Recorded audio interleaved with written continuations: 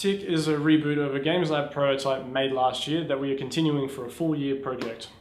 Andy came to us with this game named Tick. It was this Games Lab project that was developed last year. It was this sort of Amnesia-esque first-person puzzler. So what drew me to Tick in the first place was the fact that it is a game about inventors inventing things that simply aren't possible in that time and era. And I love that aesthetic in the first place, so being told I can create whatever I want is fantastic. I remember walking into the room with all the games lined up on all the computers, and immediately Tick stood out, and I thought, that's a game I'm going to be a part of.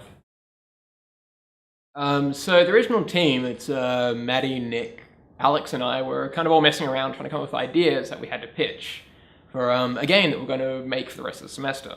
Maddie and I were really into steampunk at that time, and as well as been playing a lot of Amnesia: The Dark Descent.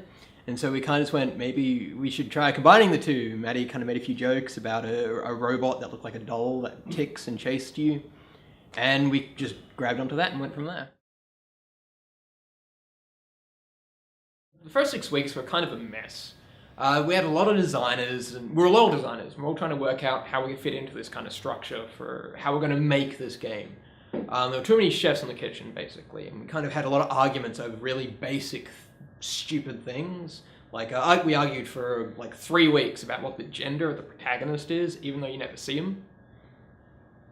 During the first 6 weeks of Tick, a lot of it was just really designing and sort of getting what Tick was going to be about onto paper.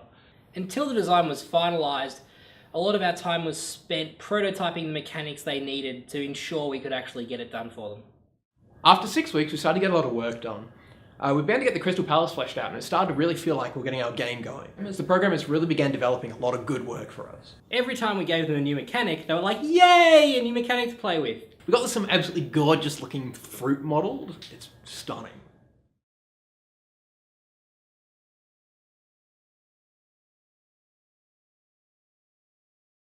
In the first 6 weeks, I primarily worked on object interaction between the player, objects, and the world environment.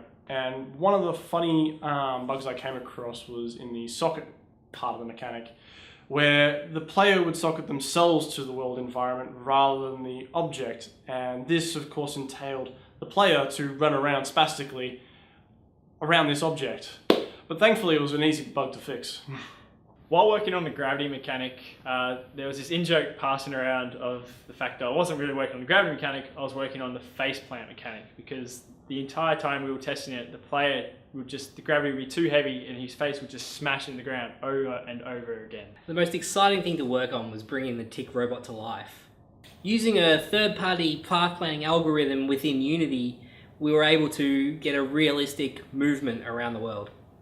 Getting it to move around the environment, avoiding obstacles, and really chase the player down to give that ominous sense all the time.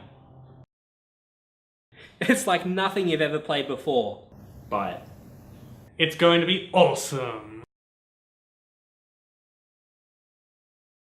We take cash donations for prototypes, so you're welcome to just after this, yeah.